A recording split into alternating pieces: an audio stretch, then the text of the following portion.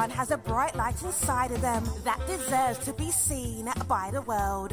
That's why it's time to shine the light on the extraordinary who are accomplishing phenomenal things. This is the Shine Out Loud show with Lillian Ogbogo. Oh, good afternoon, good evening, good morning, wherever in the world you are. This is a Shine Out Loud. Yes, with me, Lillian Ogbogo, and it's a special show because one, is not on Wednesday, and two, it's the middle of the afternoon. And I have a good reason for being live today because I have two incredible women I'm going to interview. But I'm starting with the first, which is Folayan. This woman is an engineer, not just an engineer, electrical engineer. This is a woman who is STEM focused and is so passionate, in fact, to have other women in that field, other BME individuals in that field, that she sets up an association for BME engineers with her brother. Now, I am in awe of this woman. She has been featured in Britain's 100 most influential people of African and Caribbean heritage in 2012. She's a mentor to younger students, and she has won countless awards for her community involvement.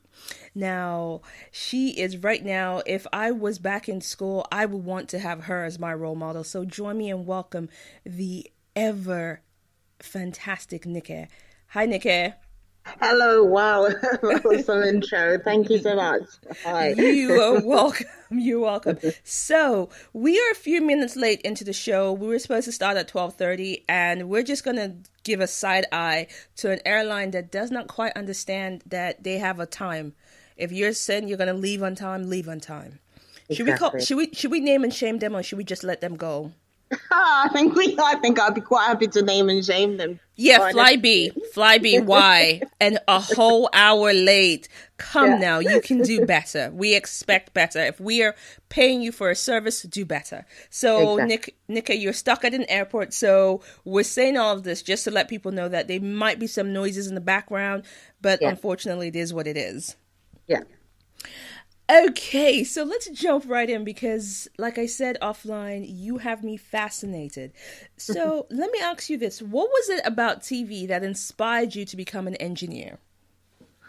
So I always wondered, my dad's an engineer, so I come from a long line of engineering people.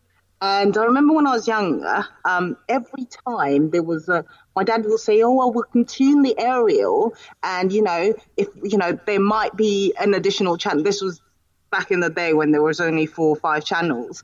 So you could tune the aerial to get a particular channel. And I could never understand how you could just have a piece of metal that you could kind of tune and bring up these images on the screen. And for me, I just didn't get it. And I was like, how do the pictures get to the screen? And he'd the aerial, and there were signals and transmission. And to be honest, that's what got me into engineering. Right. And for a long time, I used to say, well, I think it's electronics. It's very different from engineering. It's got nothing to do with engineering because I didn't know. So yeah, that's why I did become an engineer. Okay, so, you're very particular about it being electrical engineering. And yes. When we think of it, we think, oh my God, it must be really complex. But what in everyday life does it touch? Well, it's everything. Engineering is in everything. A friend of mine normally describes is that from the moment you wake up, just having a shower, well, if you have a shower, then the boiler is this engineering design.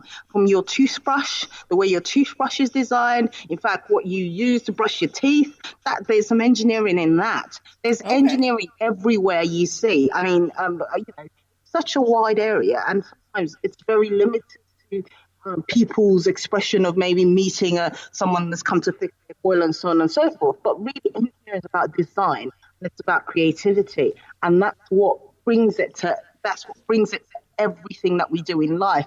I wouldn't be, well, I'd be being really terrible today. I wouldn't be in Aberdeen if Flybe was not available to allow that to happen. So yeah, it's if engineering wasn't available to allow the design of the planes, even the design of the seating area, the ergonomics and so on and so forth. So engineering is really, really actually in everything.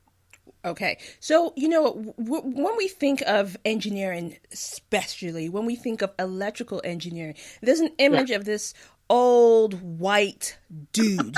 How do you reconcile when you walk into places and you're like, I am an electrical engineer, I am a PhD holder, I'm a this, I'm a that. When you walk in the room and there's an expectation that it will be somebody else, how do you deal with that? To be honest, I've got over time. It's been an interesting journey because the first few times when someone assumes you're there to either take a note in the meeting that you've organised and you're leading, or even sometimes they assume that you can make them some coffees. And this actually happened quite recently. What? Yeah, it is. It's a very very interesting situation. But over time, you just understand that it's just a lack of awareness and lack of education of lots of people. Because anybody can be an engineer, but you're absolutely right. The image that engineering currently has is one of someone that just kind of looks a certain way, is white, is male, and can fix things. And Yes. too far away from what real engineers actually do. As I said, it's all about design and creativity. Okay, so when you say design and creativity, people don't exactly link that to engineering. People don't exactly That's right. think, hey, you know what? Engineers must be creative, because when we think of it, we have a very almost a myopic view of it. So you've been involved in designs of various projects, and how would you say you've utilized your creativity in bringing those designs to life? So for me, one of the main things that I'm really proud of is the ability, and I say this, and people sometimes kind of say, what are you talking about?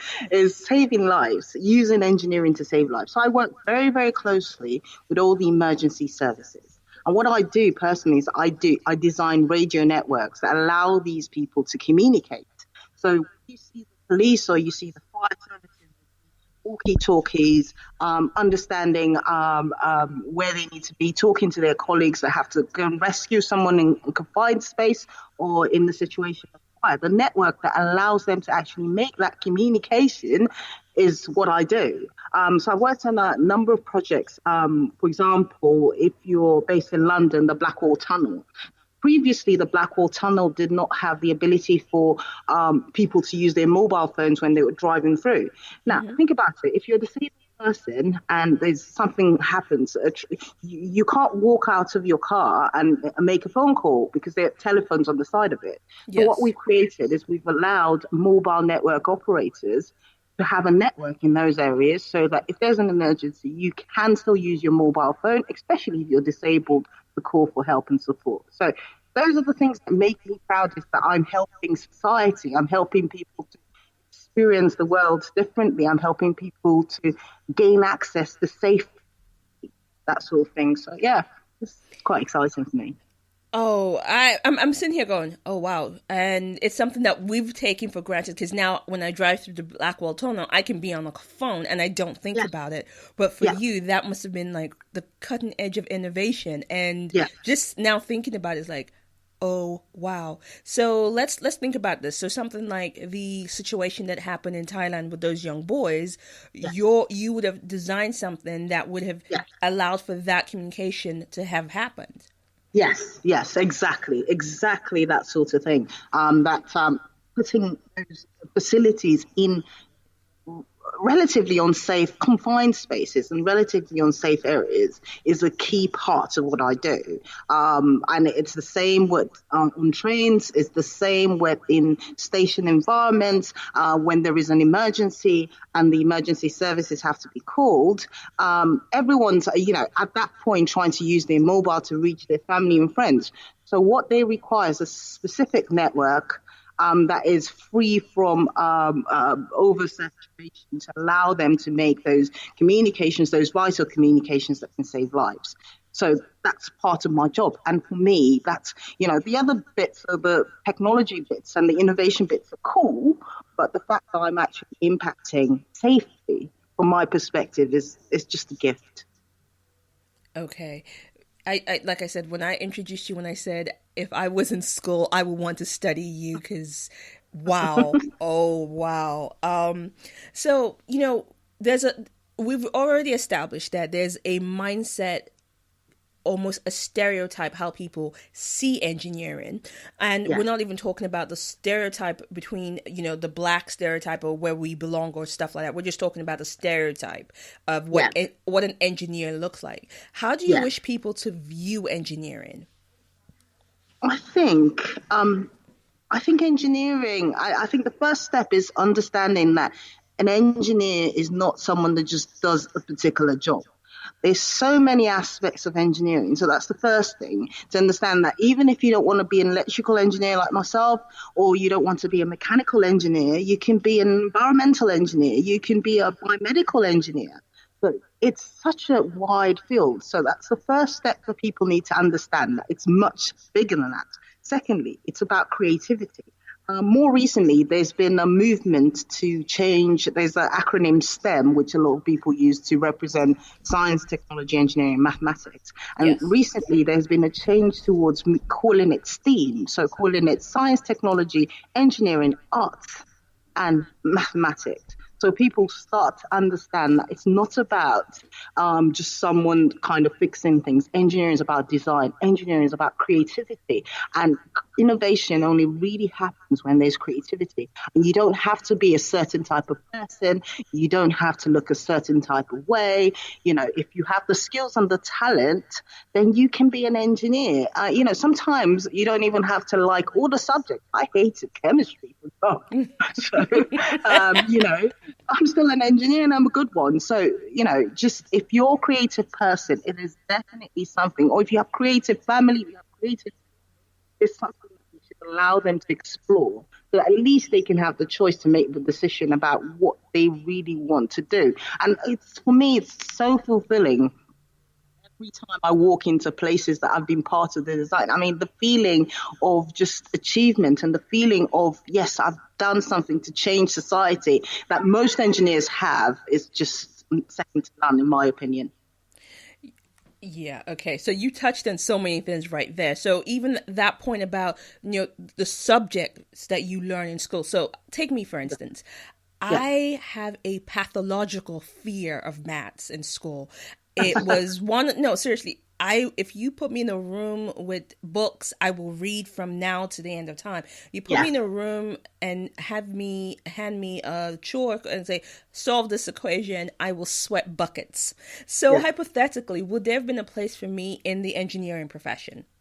I do think so, and this is what we are trying to change, that there's been a lot of emphasis on academic, maths, you have to, it helps if you're good at maths and stuff like that. But, I think that sometimes the reasons why people struggle with maths is the way that it's taught and the way that they're not encouraged to explore maths in an applied manner. So I would say engineering is an application of maths and science. And sometimes it's just when you're just told to, here are the formulas, just do this, and you don't really understand how it applies to you in real life, that causes a block and that causes a barrier.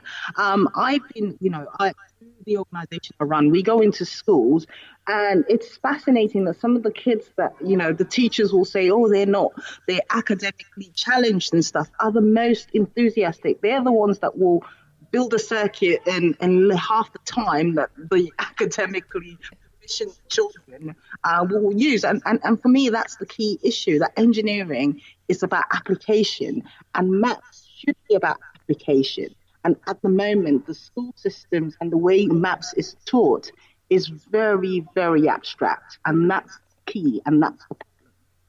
You know what? And I think that, you've touched the nail on the head, because growing up, when I was an art student, so I went to the art classes and the history and the literature and everything, and I got it, and the explanations were quite simple. You tell me a story, I understand the story, I understand where they link. I walk into my maths class, I have a teacher yelling at me and saying, well, X equals Y, and what is X? And I'm looking at him going, who's X in this equation? I don't understand the story. Why is there an X and who is the Y? Nobody ever kind of broke it down. It's like, Well, she's your ex. That's Leave me right. alone.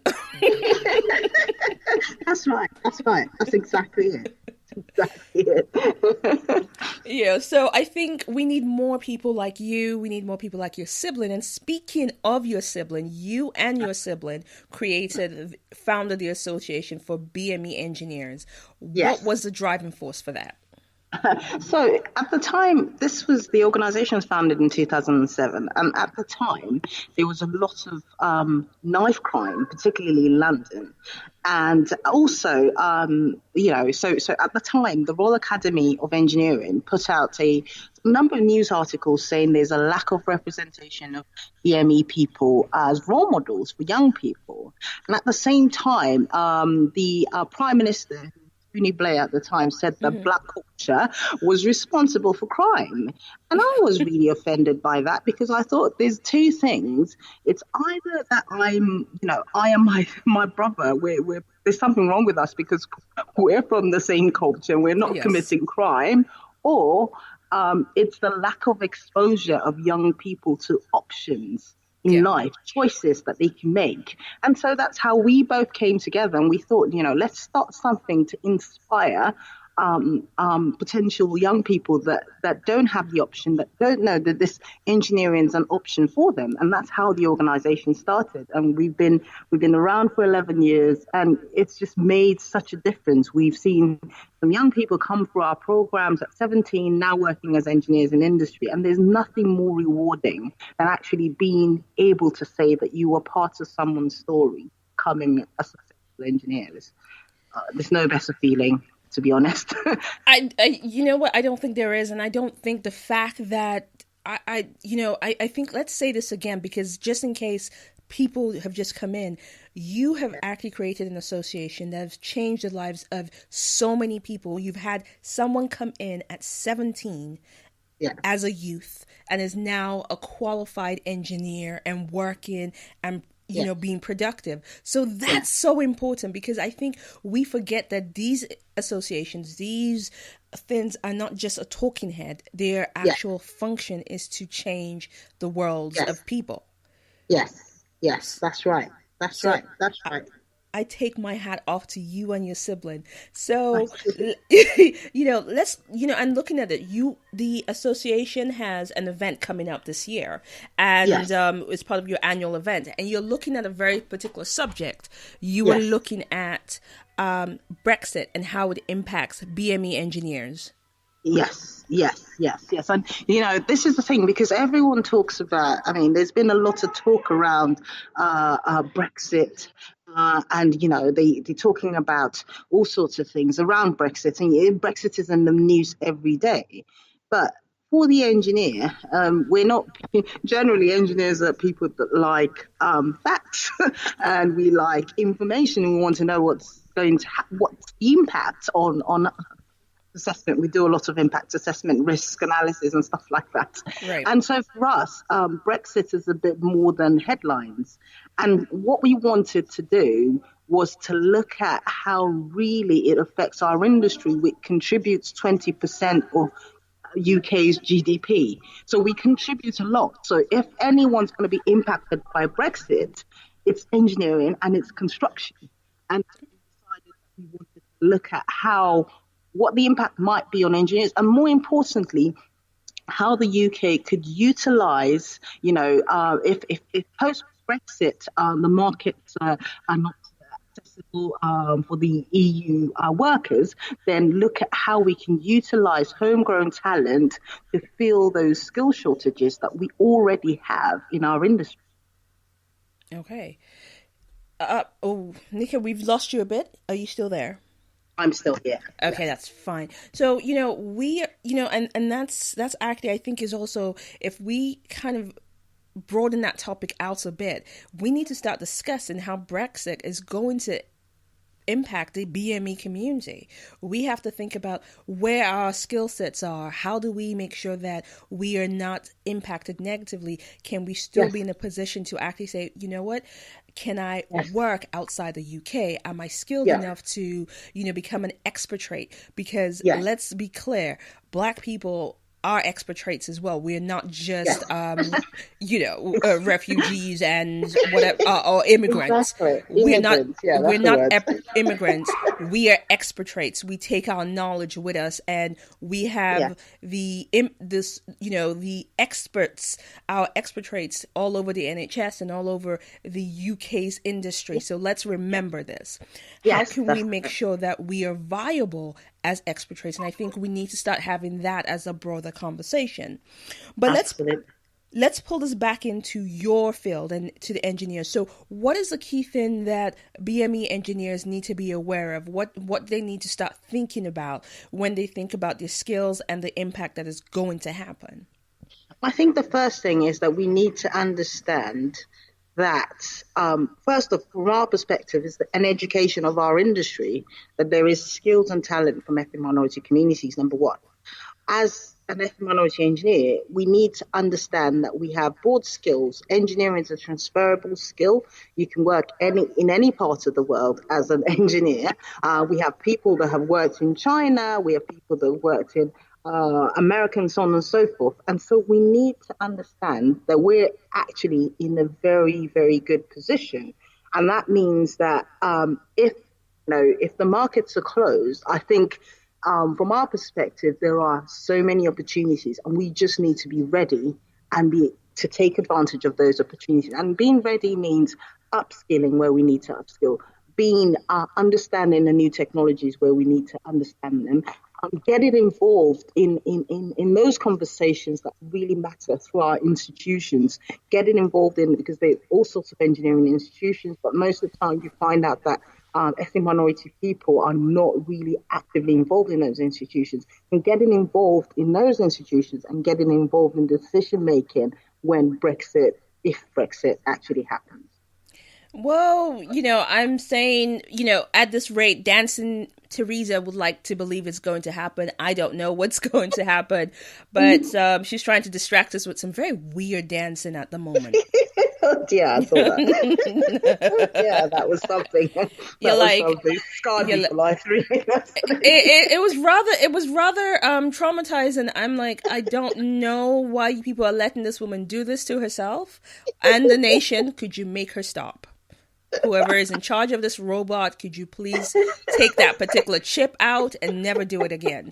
It's almost like, do you remember did you ever watch Star Trek when Data was given a personality chip and he started telling jokes? This is exactly what it's like watching Theresa May. It's like the data has been updated and he's like, could we not really do this, please? That's right. Yeah, nothing like it. Never seen it before. Never see it again. So you have your annual summit coming. When is the summit?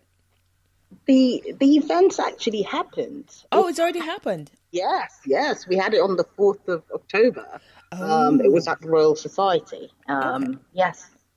Okay, so the reason why I'm asking about the summit, and I'm sorry, I thought it was yet to happen.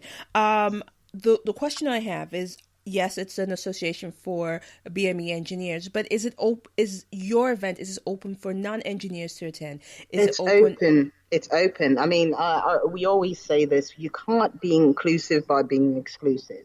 So all our events, all our activities are open to engineers, non-engineers, because everybody has an influence on the next generation. Yes. That's what we really believe. And non-engineers coming and meeting engineers it can help them to encourage or support their cousin, their niece, a family friend that is considering careers and hasn't actually thought about engineering. So it's also our forum of reaching out to the wider community. Okay, so we'll talk about how people can find the information on the association very soon and more details. Now, we're going back to the fact that this was started by you and your sibling. And, when you think about two siblings in the same field, do you both inspire each other, or is there some kind of gentle sibling rivalry going on? Are you working to make each other better in your fields? It's quite funny because my brother is a chemical engineer. Okay. So our fields are so different that I know, there are processes that are the same, but what we do is completely different. Right. But what we do share is a really strong passion for problem solving. And because of that, we kind of bounce off each other. So sometimes he might find a journal or an article that is of interest, and he just emails it to me that, oh, you might want to read this. This is blah blah, and I do the same. And then, sometimes I ask for advice and work related stuff in terms of progression, in terms of how things are done. So I think over time we are very similar. Ollie said something. Oh, you're saying exactly the same thing as he said.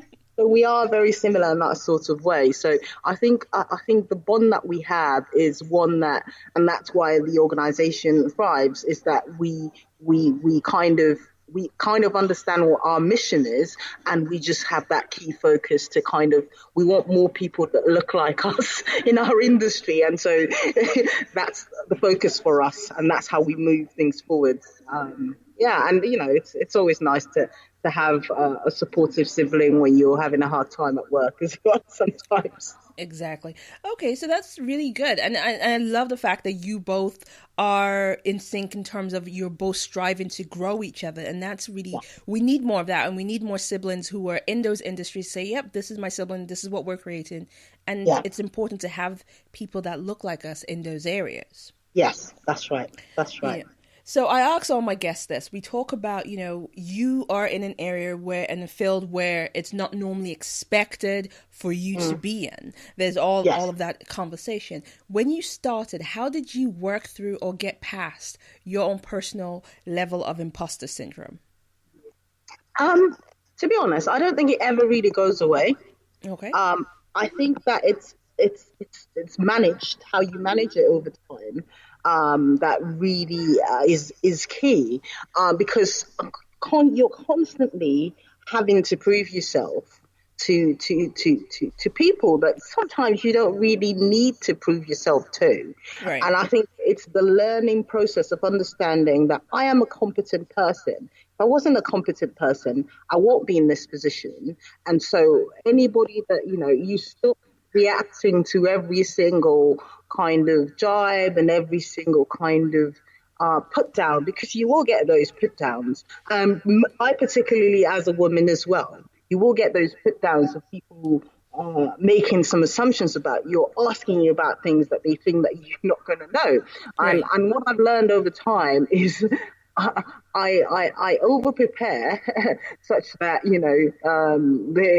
they're sometimes so surprised that I know things that in areas so that I shouldn't know about. I'm an electrical engineer, but sometimes I will go and sit down with the mechanical engineer and learn some mechanical engineering, so that when I'm in a conversation I can say, actually no.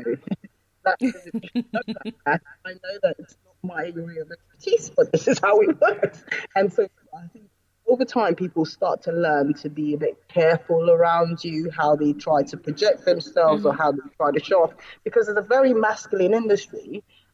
This does mean that there's a lot of showing off of knowledge and technical skills. And so over time you just need to learn that, some battles you just need to leave them alone, because that's that person's mindset. And with others, you just need to show them a little bit of your flair as well, and then they go back into their box. That's a very, very polite way of putting that. But yes, you definitely want the troll to go back to their cave. Yeah. Go sit in your cave and don't come back out. Exactly. So Nika, you've already touched on the fact that for you, engineering is problem solving. So what inspirations do you find to draw on when you get stuck? Okay, so for me, one of the things that I do really well is that I have a lot of people that I call on. I have mentors I look up to. So people that have done some really fascinating, amazing stuff, and not just in engineering.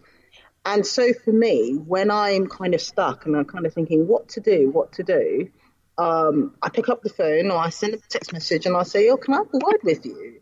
And I talk to them about, what's going on, what's happened, or, I'm trying to solve this and I need some, and and usually there will be one thing that they will say, or one thing that I will hear from what they're saying, even if they're not saying it directly, that will just change my mindset, that will just change my view.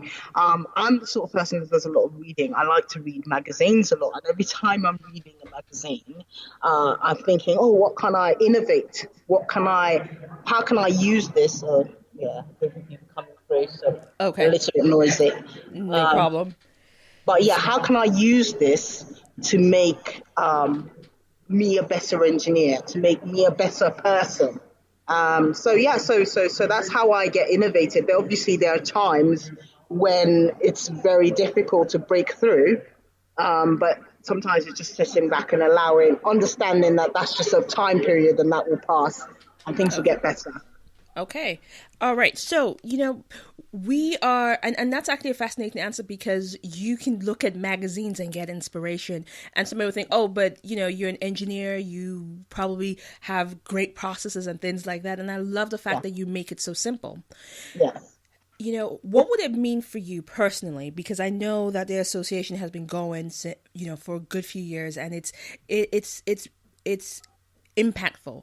But personally, what would it mean for you to get more minorities in engineering right now in this day and age? Sorry, I missed that. Can you say that Sure. again? So the question is, what would it mean for you personally to get more minorities, not just minorities, but more women in engineering at this point that we're in? Oh, it would make such a great difference to our industry. Number one, it will make our industry more innovative. It will make our industry more profitable. It will make us, have access to more markets, and it will make us morally actually doing a lot better than a lot of other industries. And those are the key issues that sometimes this diversity thing is seen as a trend. Yes. And really, it's about, bottom line is, if you're a good engineer, whether you're white, black, female, you're a good engineer. And that means you will bring innovation. And that means you will bring harmony. And that means you might have some inside information about the places that you come from. So I was working once on a project in Ghana. And it's when I was asked to work on this project, and they said, we're trying to develop a bus system in Ghana, and we would like Oyster card ticketing, similar to the London Oyster card. Right. And I said, hang on a minute. They don't even have paper tickets. So I'm not really, really sure that you guys are thinking about the culture, thinking about the processes, thinking about what's important. And to be honest, that's information, because this was a published report already. So things like that are things that, because, I know, one, I've got, my dad spent some time in Ghana, and I know how how things work there. I was able to bring that to the project, and the project had to look back and start thinking about, okay, what would actually work? Maybe we should start from paper tickets. Maybe we should do things that people can access quicker than trying to do something that people are not used to, might be a bit more unmanageable, and so on and so forth. So I think that really the diversity can only bring profits, can only bring efficiencies.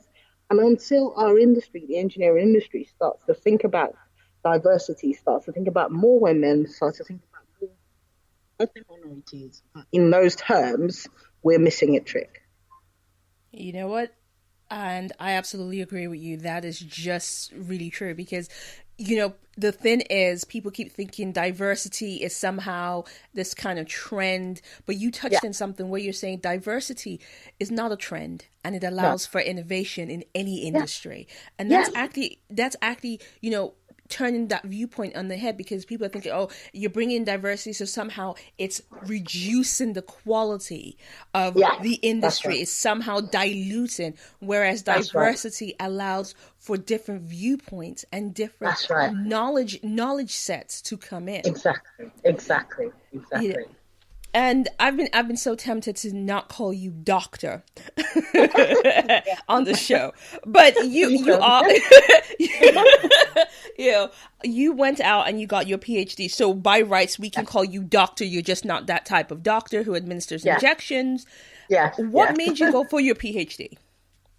You would not believe it. It's that same story about antennas. So my aerials and television. So I never got over the fascination. I never really did. And when I did my degree, I just kind of felt like, okay, I get the physics side of it, but where's the aerials and the signals and the transmission? They haven't really told me about it. And this opportunity came up with this research house, and they were working on aerials for vehicles, so for cars, and those sorts of things. And I thought, this is exactly what I want to know. This is exactly what I want to learn about. So, I got recruited by them to do this research that I've always wanted to do. So it was just so timely. It was so perfect because I was able to then start to do my own antenna designs. I have my own antenna designs that I've innovated and I've come up with, and I now have a better understanding about how those radio waves work in those environments, why we have the different channels, why we have the different signals, how it all works together, and so on and so forth. So that's actually why I did a PhD.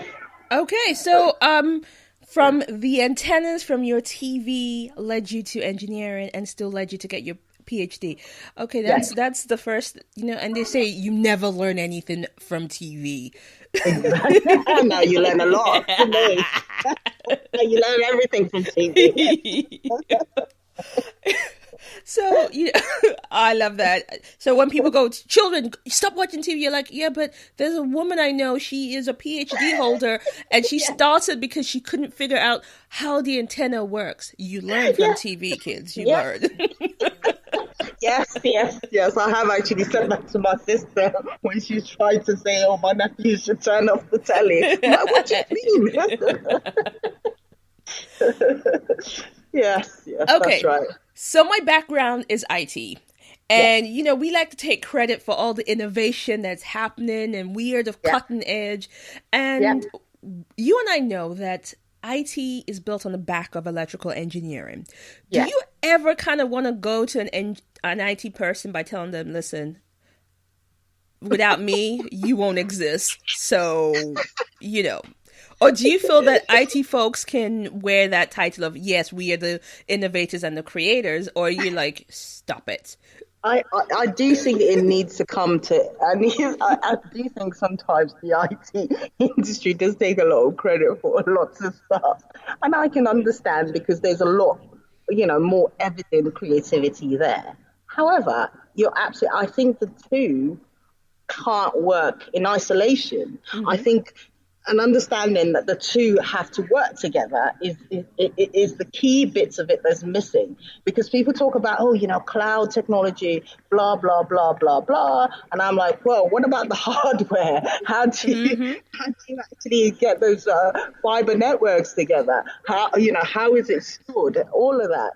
And that comes back to the electronics engineering. So I think that those industries, and one of the things that we had at our seminars that I got a guy called Mark Martin, he runs UK Black Tech, to come along to the event, and we had a really good conversation. And we are planning some big things next year to work together, especially to show our young people that, these industries are the industries that you want to really be getting involved with now, because these industries are leading the future. Exactly. Well, okay, so we're going to look out for what's happening for you guys next year because, yes, IT and engineering go hand in hand, and innovation does not happen in isolation. So, we have to start looking at beyond one industry, because I think, and that's the problem, we get the media flashlighting and gaslighting us. This is the industry of the future. And then nobody quite understands that without the other industries, you can't have that industry. Exactly. So let's kind of, circle back, because we're, the event, we've spoken about the Brexit, we've spoken about everything that you do, and you do a lot. So my question is, how do you manage your time? To be honest, for me, it's a day by day thing. Initially I used to say, set up blocks to do X or blocks to do Y. And because I work in an industry that I'm really passionate about, I'm also passionate about helping people. I think I find a way to kind of fit everything in. It's difficult, sometimes really, really hard. I just want to step away and kind of hide under a duvet for weeks. But the work must go on, and especially when you start to see results, it just makes a world of difference. I think, people. I remember going to a panel and someone was saying, how's your work-life balance? And I was like, we need to stop this work-life balance thing that we tell people, because sometimes you'll need to work really hard, and sometimes you'll need to live really hard. So it's just making sure that you're doing either of those things at some point. I mean, don't work all your life, and don't just live like there's no work all your life. So that's I remind myself about this every day, just to help me to understand that, okay, I'm working hard now, but I need to take some time off, just relax and rest. Okay. So we've come to that point in the show where we talk about our So Loud moment of the week. And for those who don't know what I'm talking about, this is where we celebrate a person or thing in our circle and beyond that we think deserves to be recognized. And so, Nikki, what is your So Loud moment of the week? Of the week, I would say it's I'd like to celebrate someone that isn't particularly an engineer or anything like that. I would like to actually celebrate the host for our Brexit seminar, June Sarpong, because she came to the seminar. She'd recently written a book on Diversify, and she came to the seminar. And after the seminar, she's written an article in the Metro about the construction industry and how we need to be recruiting from a diverse group. So for me, that's just wow. Someone's taken a message and just spread it out there for everyone to see. So yeah, that's a moment for the week. Okay, so we'll celebrate June Sarpong for the work that she's done and the fact that the seminar impacted her, and she's already gone out there and actually made it a focus. Yes.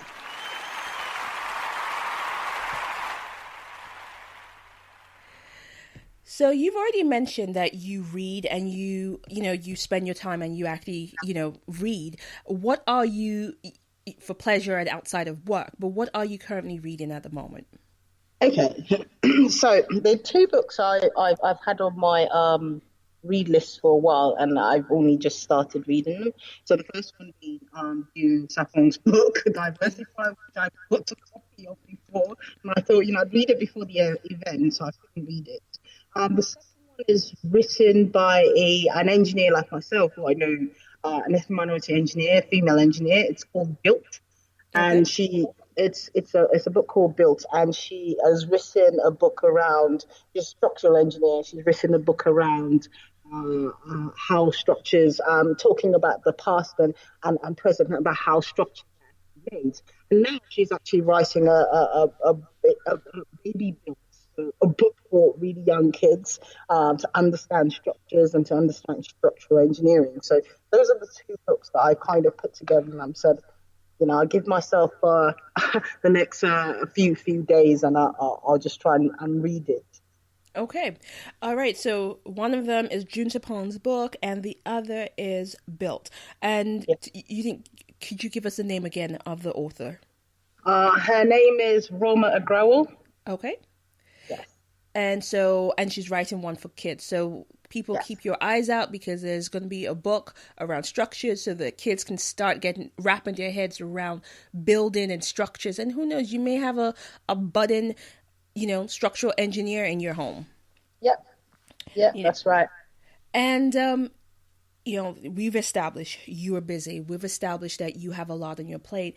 And one of the things that we do on the show is we talk about self-care and how, especially for for Black women, Yes. it's now a talking point.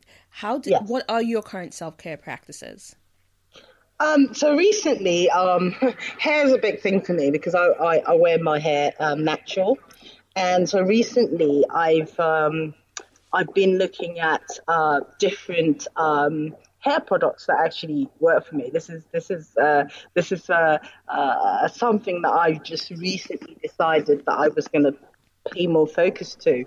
and there's another black lady at work, and she always had her hair really. She wears her hair natural, but it always looked pristine, perfect. And I spoke to her, and she gave me a number of products that I've just recently started using just to take care of my hair, and just to spend that time saying, okay, in the evening I'm going to brush my hair, I'm going to wrap it, I'm going to have some leave-in conditioner in it, and for me those times, they seem very arbitrary, but those times are just when I feel I'm looking after me. This is about me. It's not about AFB. It's not about. It's just it's a me time for me. Right.